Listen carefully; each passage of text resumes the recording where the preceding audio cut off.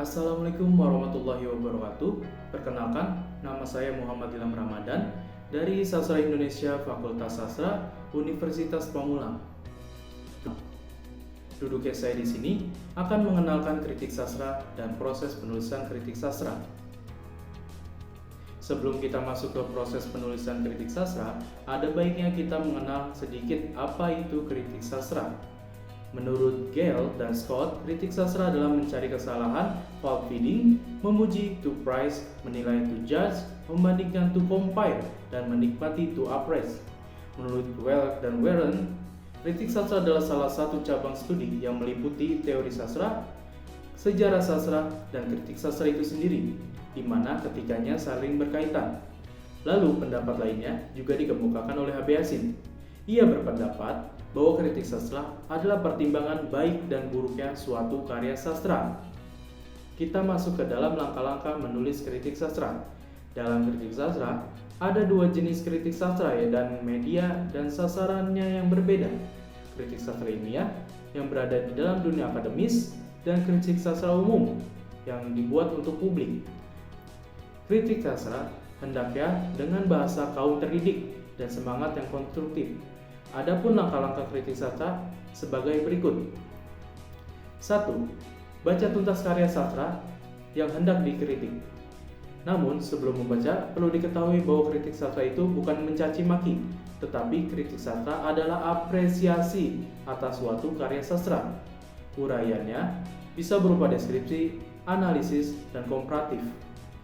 Ketika hendak memulai membaca karya sastra, pengetahuan teoritis yang sudah mendekam di tempurung kepala pembaca sementara disingkirkan terdahulu. Biarkan proses membaca karya sastra berlangsung secara alamiah, mengalir wajar. Yang kedua, bila kita tidak dapat masuk ke dunia yang digambarkan teks sastra yang bersangkutan, itu berarti terjadi hingar atau noise.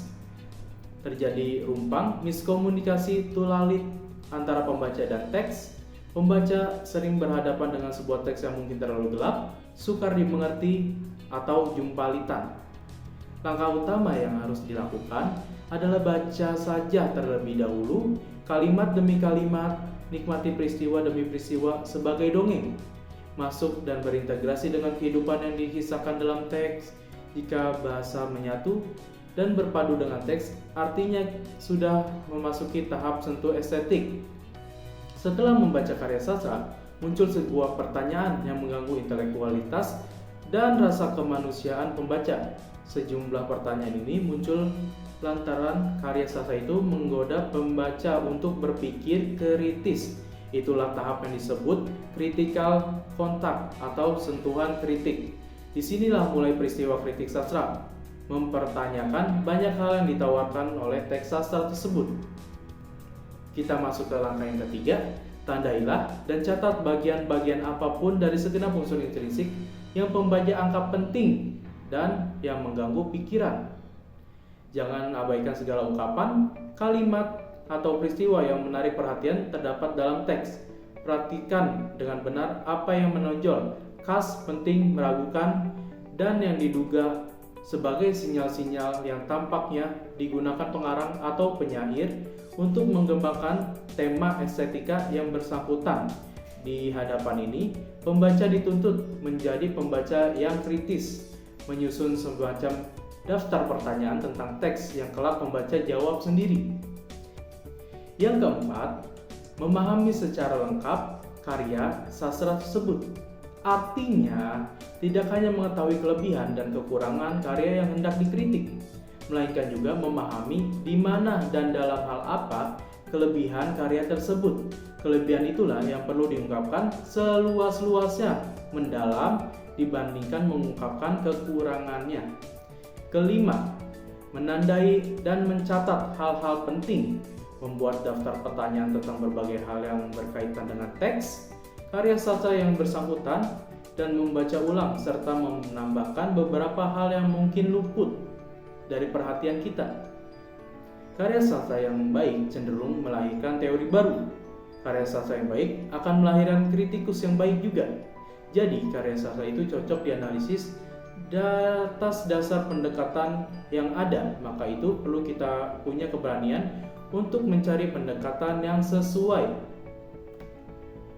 Yang keenam, mencari teori-teori, pendekatan, dan disiplin ilmu lainnya yang dianggap cocok untuk menjawab pertanyaan yang disiapkan. Jika sudah menemukan teori, pendekatan, dan gagasan disiplin ilmu lain, jawaban atas pertanyaan-pertanyaan itu yang kelak bakal menjadi bahan analisis pembaca dalam mengungkapkan kekayaan teks yang diteliti. Pembaca mesti mengutip bagian-bagian teks yang telah ditelitinya, coba menjelaskan berdasarkan teori, pendekatan, dan disiplin ilmu lainnya.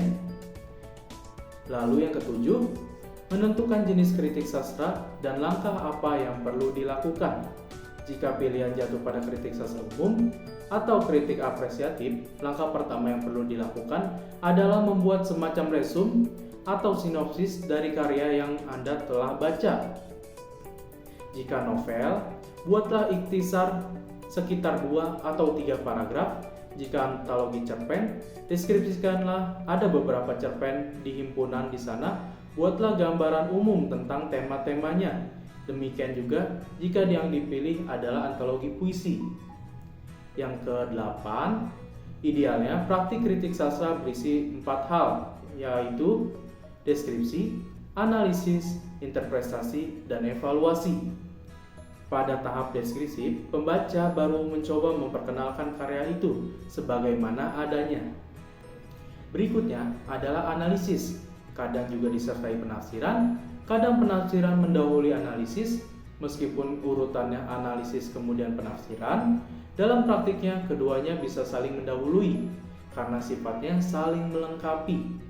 Adapun evaluasi atau penilaian biasanya bergantung pada semangat kritikus yang bersangkutan dalam memperlakukan teks tersebut. Lalu yang terakhir, guna untuk memperkuat analisis dan penafsiran kritikus, gunakan kutipan teks sebagai alat bukti.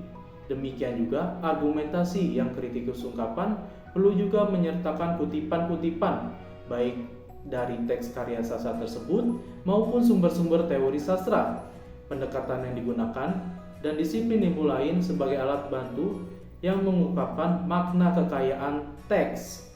Itulah beberapa langkah yang harus dilakukan untuk mengkritik sebuah karya sastra. Dari 9 langkah panjang tersebut, barulah kita akan melahirkan suatu kritikan yang baik dan tidak terkesan asal-asalan. Sekian materi yang telah saya sampaikan, kurang lebihnya saya mohon maaf. Wassalamualaikum warahmatullahi wabarakatuh.